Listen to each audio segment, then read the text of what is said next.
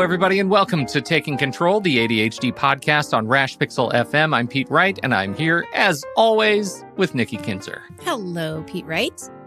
Hello, Nikki Kinzer. Hello.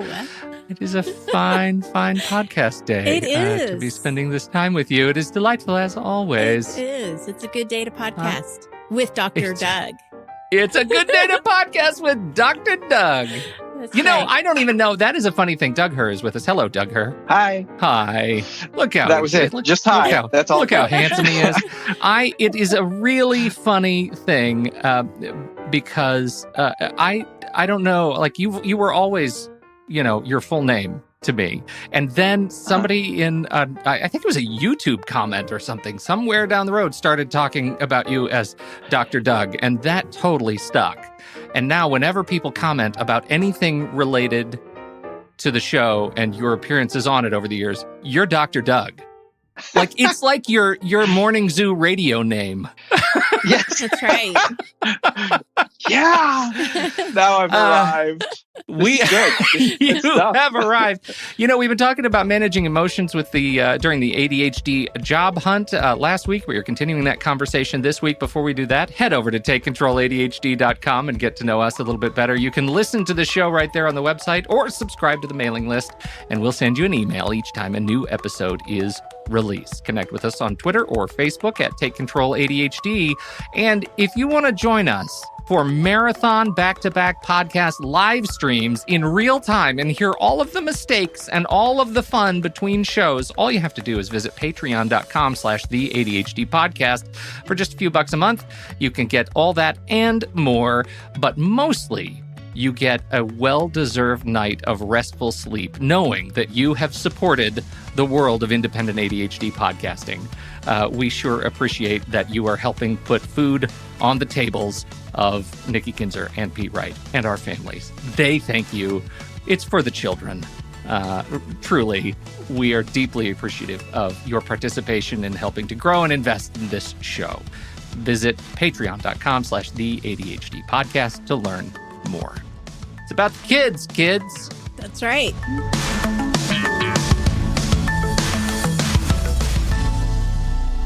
So we're going to be talking a little bit more about handling the emotions of the job hunt, continuing our conversation. And this is, I think this is the harder side. This is the harder stuff that we want to talk about.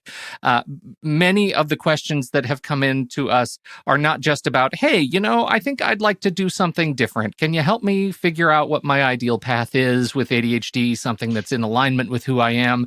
It's actually, hey, I just lost my job because I couldn't focus. I was let go. My contract was not renewed. Things are not good. And I'm attributing that experience to my relationship with my ADHD. I can't focus. I can't get things done on time. I'm really struggling with my relationship to work. Where do you start that kind of conversation, Doug? I honestly, you did a really good job. You're attributing it. Don't suffer from the illusion that everything you think is true, or even that you're getting accurate feedback on your situation. There's likely stuff around the edges that there's more that you can do than you realize. So yeah, starting from this place of feeling like there's always a subtext to that. If I feel like, I lost my job because of my ADHD, which may or may not be true, right? It may be true.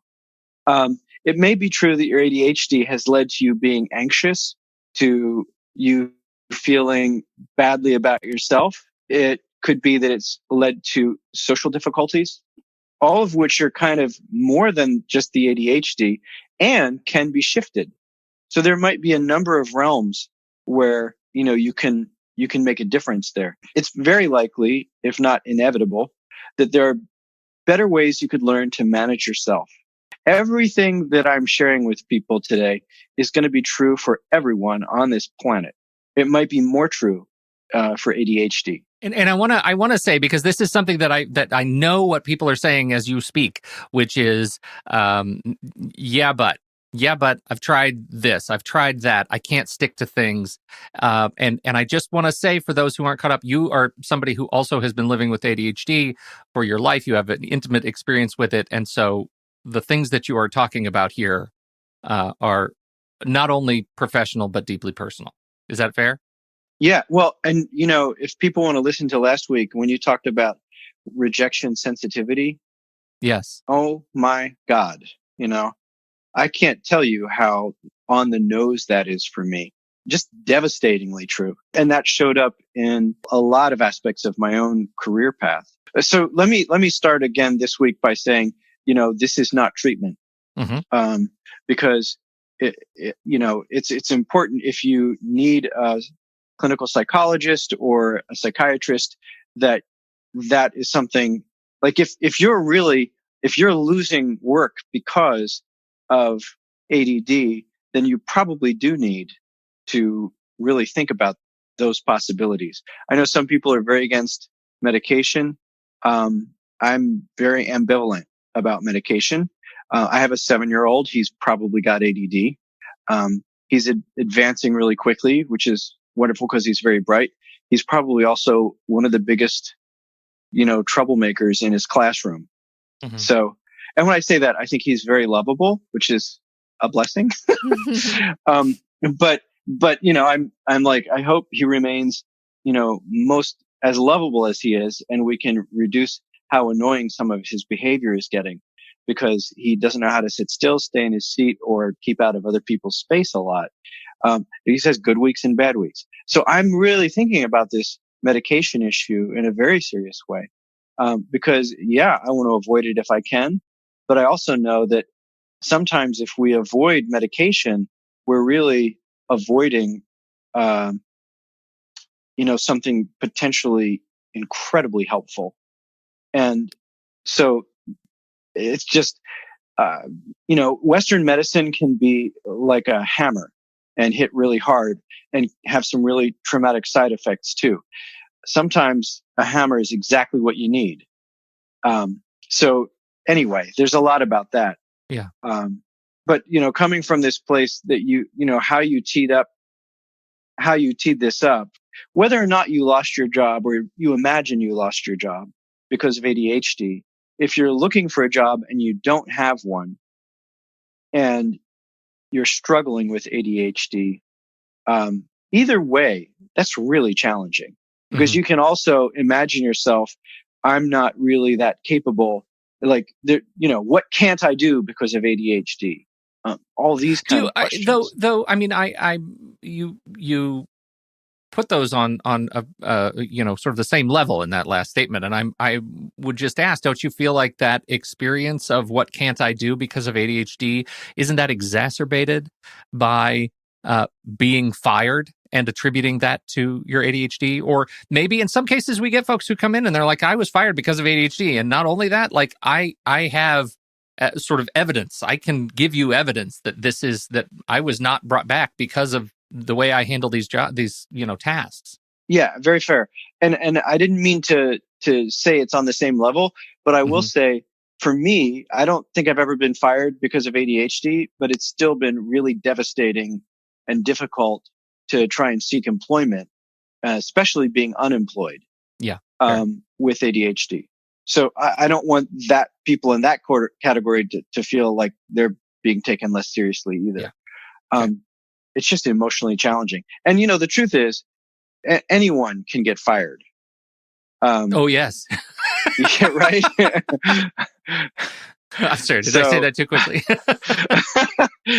Well, one of my mentors and my a current, I guess he's the boss man kind of, but in one of the projects that I'm involved in, every time he had a child, every time his wife had a child, he got fired from his job. And they had, I think, 3 children and decided not to have any more because at that point he liked his job. And that's awesome.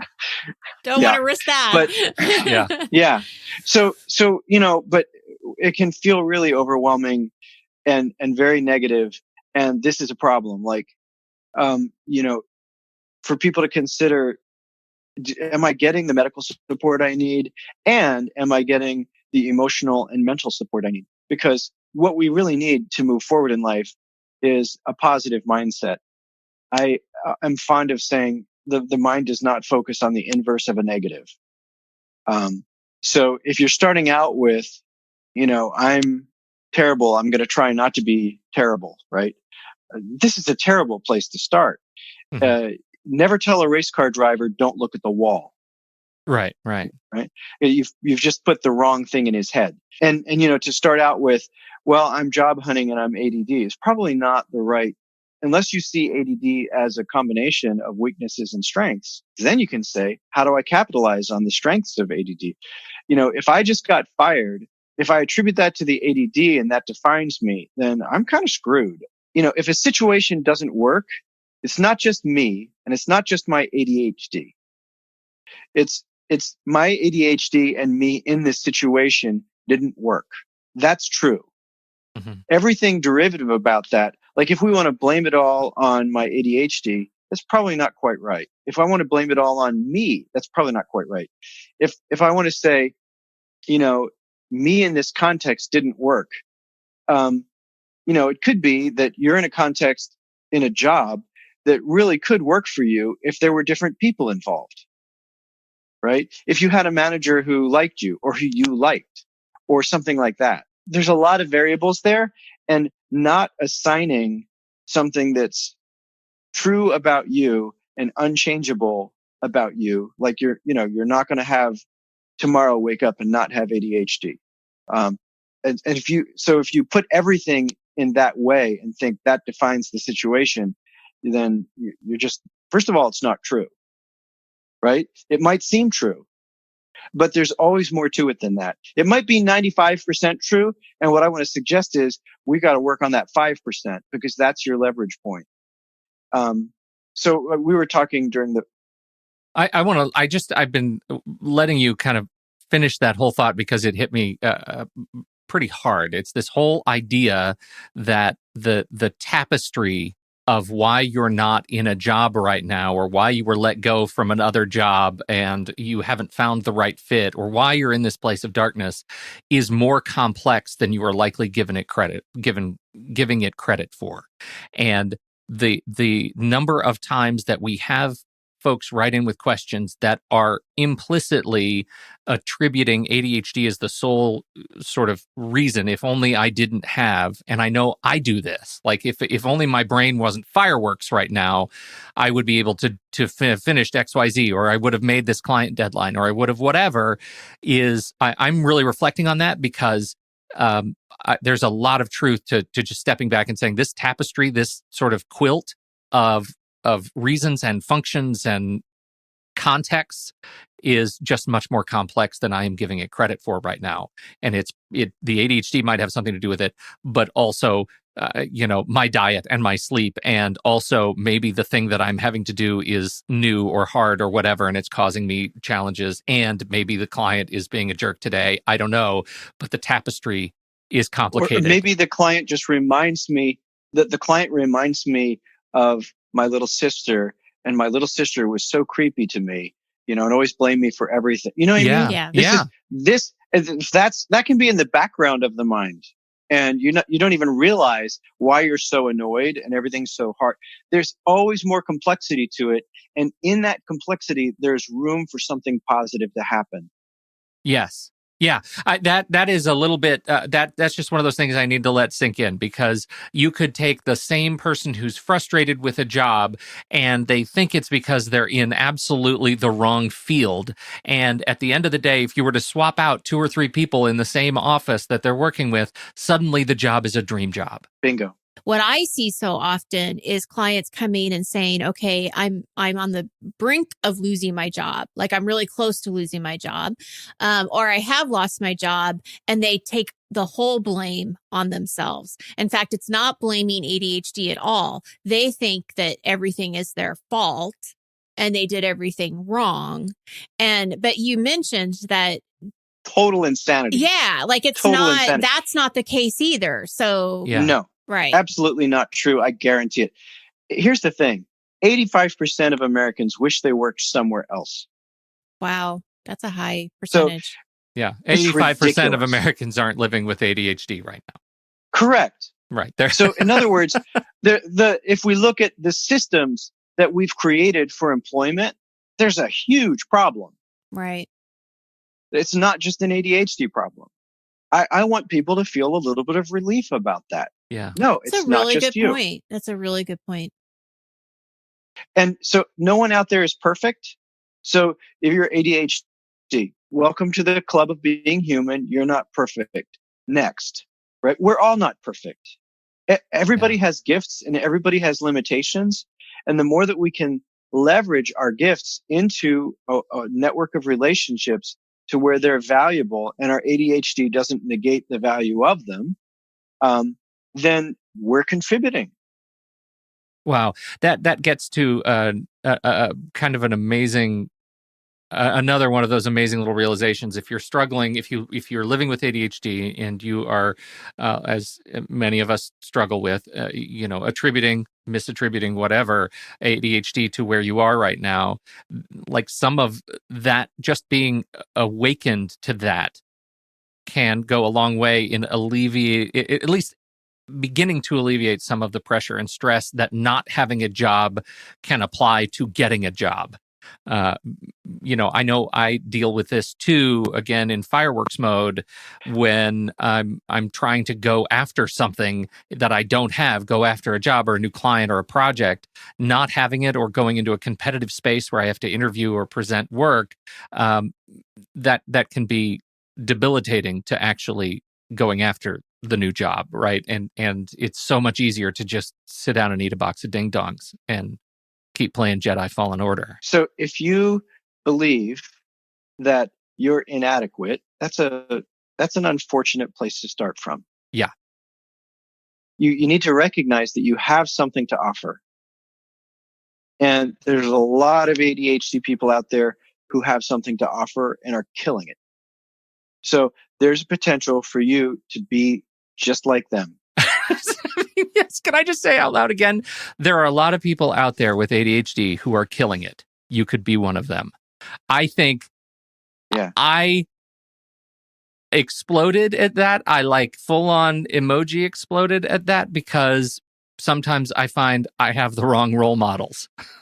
And I think others relate to me, that we are looking at people who are struggling with ADHD and looking at their struggle as a model of future behavior. And in fact, there are people out there who have figured out those accommodations, and they have actually figured out how to be successful. I would have to call you out on that, because I would say that you're one of the role models that people are looking to and looking for inspiration from, especially with this podcast.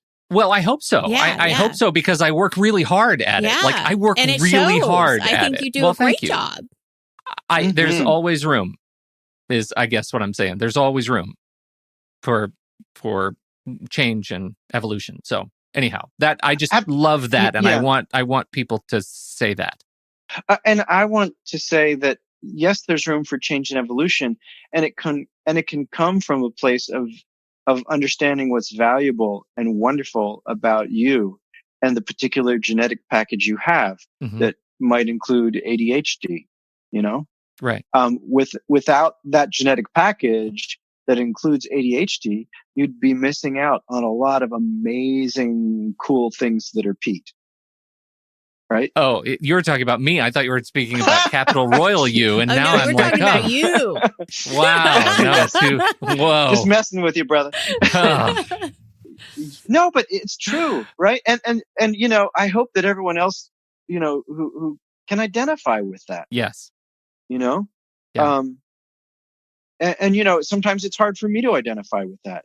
Yeah. Because I can live within the difficulty of, I have an amazing career right now, but if I can't find my keys in the morning so I can get to the office, I'm going to be feeling like a real mess up, and the day hasn't even begun yet, and it's important to get out of some of the smallness of the struggles. There are big struggles too. But ADHD can hit you at every level. And that can be a mental rehearsal that we need to transcend. Something that I've noticed about you just in the last hour and a half that we've been talking is that I get a sense of of acceptance from you, when it comes to your ADHD, that it's not just the ADHD, that you are looking at yourself and your whole career as a whole person, just like you would look at a client that way. And even and not everybody saw this, but when we went on a little break, you came back and you were like, yep, locked myself out of the office, but good thing. Oh yeah, that was brilliant. I locked myself out of the office, but I have a key to get myself back in. Like, you kind of just knew that, that might happen. You have it prepared. The key is hidden somewhere because, it's not like you had a key in your pocket. No. Oh, no. Yeah. Because then it would be at home in the laundry. Yeah. But there is definitely a level of I think that in itself is a role model for people, is to see that, okay, yeah, this stuff can happen, but it doesn't have to ruin your day. I don't have to go into this next podcast feeling crappy because I locked myself out of the office. I mean, I didn't get that from you at all. Okay. So anyone, if you can refer people back to the talk we did on self-compassion, that's really foundational to what you just said, Nikki. And thank you for noticing that. And it's been a journey. I tell you, I did not start out this way. I was talking in the last hour, I think, about my, being a Cornell engineer, and because I didn't think I was smart enough to do something else, which is just a ridiculous statement. Being smart is not my problem. Like, there was a lot of emotional immaturity that I had to deal with. But I would look at my Cornell engineering degree and feel stupid, hanging on the wall. This amazing, honest to God, I don't know how I ever got through it. It was hard, and I really worked hard. But I would look at it and feel stupid and incompetent. And I think that was because partly of depression, anxiety, and ADHD, all together. But that thankfully, that is a long time in the past. And a lot of this, is about these positive practices, and recognizing, I'm whole, perfect, and complete. And so is everyone that I work with. I'm complete in my incompleteness. I am not supposed to be everything. I'm supposed to be connected to other people who value me and value the contribution that I bring. And if I can do that with, my caseload, which is, probably 20 or 30 people tops, if I'm seeing people, a few times a month, that's all I need. I don't have to be everyone's cup of tea, because I'm not. I'm shifting from being a psychologist to a coach, because at some level, as a coach, I get to see people the way I want to, which is whole, perfect, and complete. And as a psychologist, if I'm working with somebody who's in a really devastating spot, and I don't want to miss something like, I hate to even, but it's like if someone's suicidal and I'm trying to be really positive with them, that might not be the best fit. They might need a different kind of support, and I want them to go find that somewhere else. Right. Because, that's really important and valid, and not what I'm good at anymore. I was good at that 20 years ago, and now I'm in a different place. Anyway, so I think all of that kind of gets back to the central question before we got on our little digression, which is on self-management, that you were gonna take us down a new path. So start out with attitude. Remember that you are the grateful recipient of life's unfairness. Okay. It's going to continue to be unfair. Being the grateful recipient of life. Doesn't matter. And I just have to say this. It's so true, though, because it doesn't matter what system you have in place, what your meal plan looks like, what your exercise routine is. Life is always going to be unfair at some point. Sometimes it's going to be great, and sometimes it'll be in your favor, but it will be unfair. I think that that's a really fair statement to just be realistic about. And that there's a lot of blessing in that. Right. Absolutely. I agree. There's a lot of fortune in that. So that we get to struggle with these questions is in itself, in some ways, just a really good thing.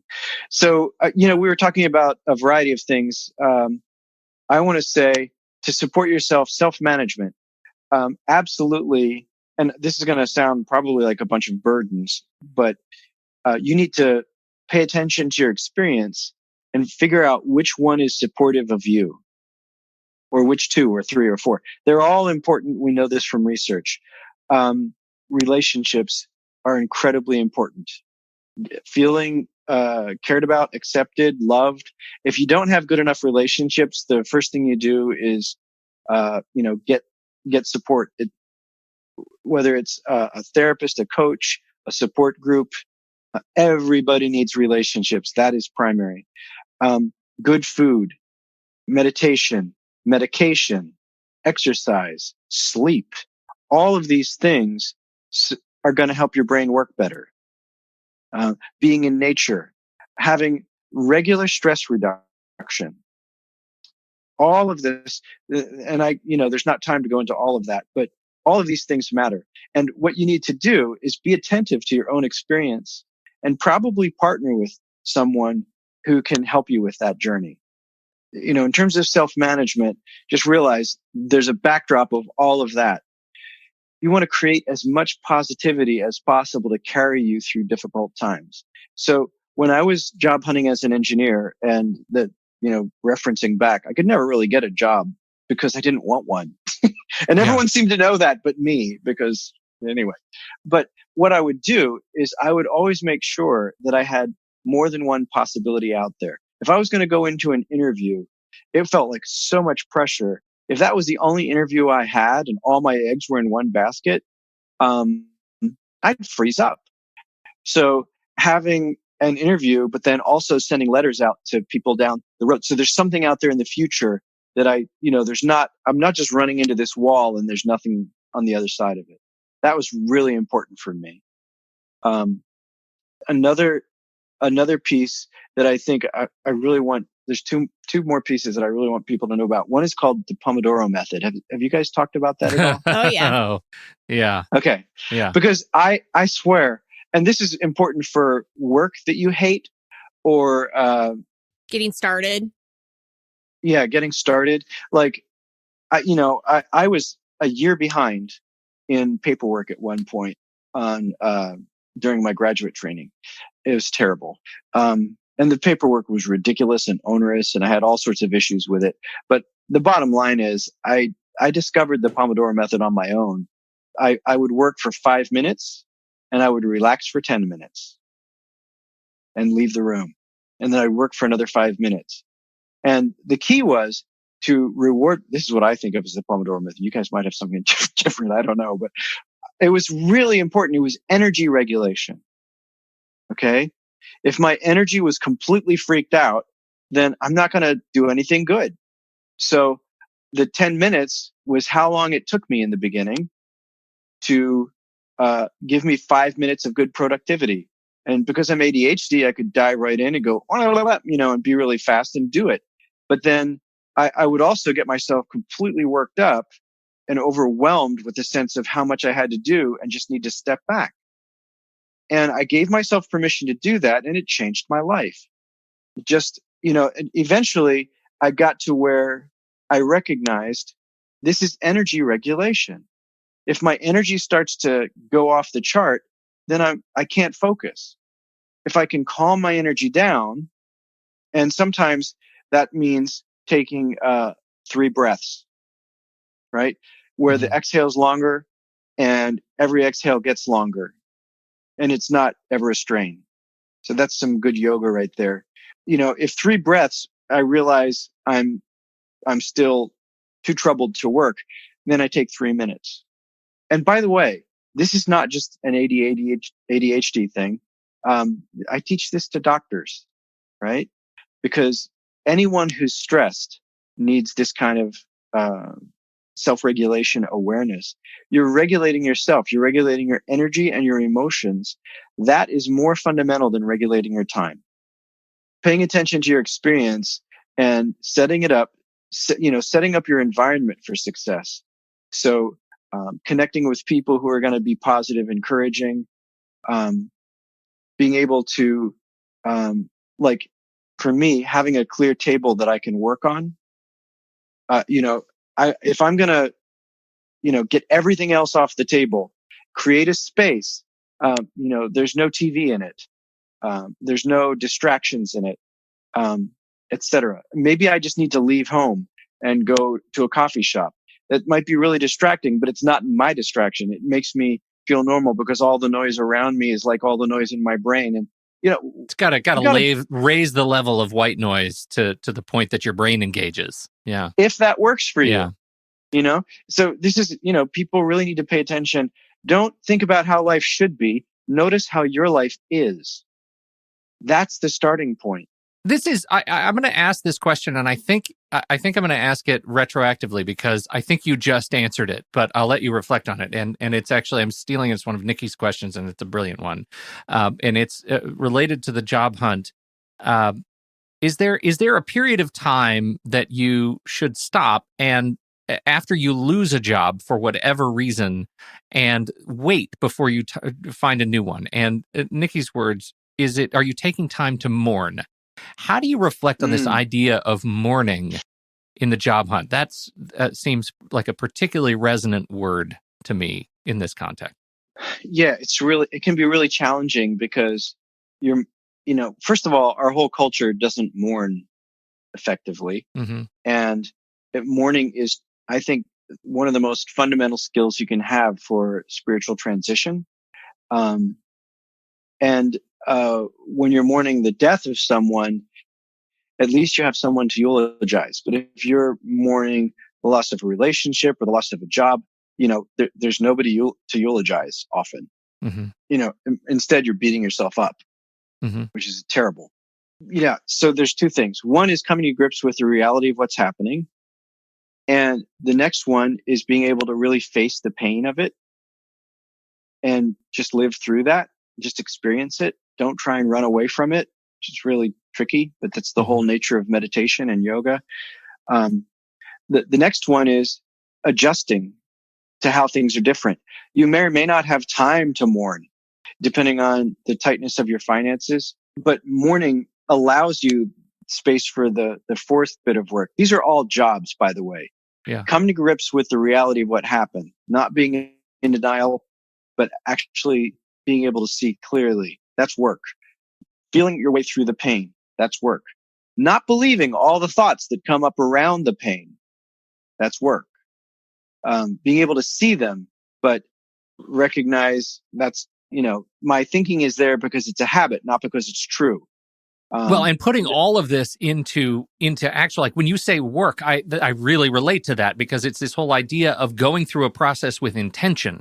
And I think when we lose a job, it's so easy to get stuck in a place of just, inertia. Like I'm going to let the feelings kind of be because I'm sad and because I'm hurt and because I'm angry and frustrated and lost. And it's not an intentional process. It's just falling. So don't do that. Right. Yeah. I mean, don't do that. There are going to be spaces where you do that, but then do something about it. Like the best free therapy you can get is probably journaling. I like journaling with your actual hand as opposed to typing. I just think it's more embodied. It could also be true that you are speaking with someone. But yeah, processing through all of that is really important. If you don't have structure, and you're like me, you're probably going to just waste a lot of time. So creating structures for yourself, like, letting job hunting be your job. It's cliche, but it's just so true. It's the worst job you'll never get paid for, right? It's just blech. And yet, if we can turn that around to a place of opportunity, which is a lot easier if you're not terrified. Like one of the reasons I love being in my own business and having a bunch of clients is if I'm going to lose my job, I have to get fired about, 20 or 30 times. Yes. I can get fired by someone that it doesn't work out with, and that's okay. As a matter of fact, it's good. I want them to go somewhere that it works out better. And if if it's my employer and the situation changes, and I've had that happen, have a job that on one hand you love, but years later, suddenly it's painful to be there. Boy, now you've got a big leap. Making sense of all that, I think getting support is so crucial. And I've completely lost the ADHD thread of what was your original question? the morning. That was There it it. is. No, There you it got is. into it. It was a something special I- morning. Yeah. Something I want to add, though, is that I will often, when clients go into interview, that they're also interviewing the company, that it's important for them to see, is this going to be the right fit for them? And I think that's harder when you are coming from a place of being let go, because there is that urgency of, I need a job and I need a job right now.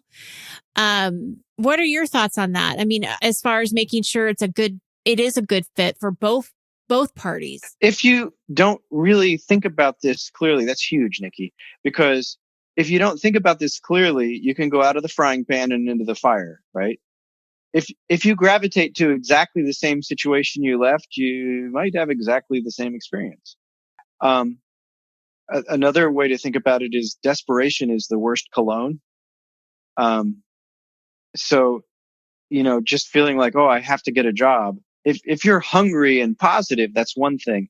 But if you're hungry and scared, I think that's less attractive to potential employers. So managing your anxieties is your job, not their job. It's okay to have anxieties. It's okay to have fear. It's just really important that you remember you're bigger than the fear and the anxiety. So let me say Tonglen is a practice that some of your listeners, I'm sure, have heard of. It's actually a practice for dying, and to not be alone in your dying. But in this, it would be to not be alone in your grief. Whether you're feeling difficulties because of ADHD, because of unemployment, both, a variety of other things, what you're doing is paradoxical. Instead of trying to get something good to change your life, you're actually imagining all the other people in the world who are in the same struggle that you're having, and you breathe out. You exhale a blessing to them, and you inhale their suffering. So you inhale your connection to them. We're all suffering. It's important to remember you're not alone, right? It's important to remember you have something to give. And so to see yourself, blessing everyone who's struggling with what you're struggling with, I think it's a powerful practice. This is great stuff, Doug. Thank you so much. I feel like we certainly addressed everything we wanted to talk about around the emotional, being the emotional sort of finding an emotional center with how to go through the job hunt, no matter what the context is. And we talked about a lot more than I ever expected we would get to. I feel like that should be a predictable course. I'm always afraid about all the things we didn't say. Yeah, right. Me too. Yeah. So because there's so much about this. There's so much, and as we all continue our journey, I'm sure we will have more to say on this. But on behalf of all of us, listeners, community, and Nikki and I, thank you so much for your time, as always, Dr. Doug. Thanks for having me. It's such a pleasure to be with you guys. ChangeTimeIsNow.com. Thank you. I let Doug say it and pre-apologize for it, it is that's where you can find out more about Dr. Doug Herr if you're interested in talking more with him. And I will be updating it soon. Thank you, everybody, for downloading and listening to the show this week. We appreciate your time and your attention. On behalf of Doug Herr and Nikki Kinzer, I'm Pete Wright. We'll catch you next week right here on Taking Control, the ADHD podcast.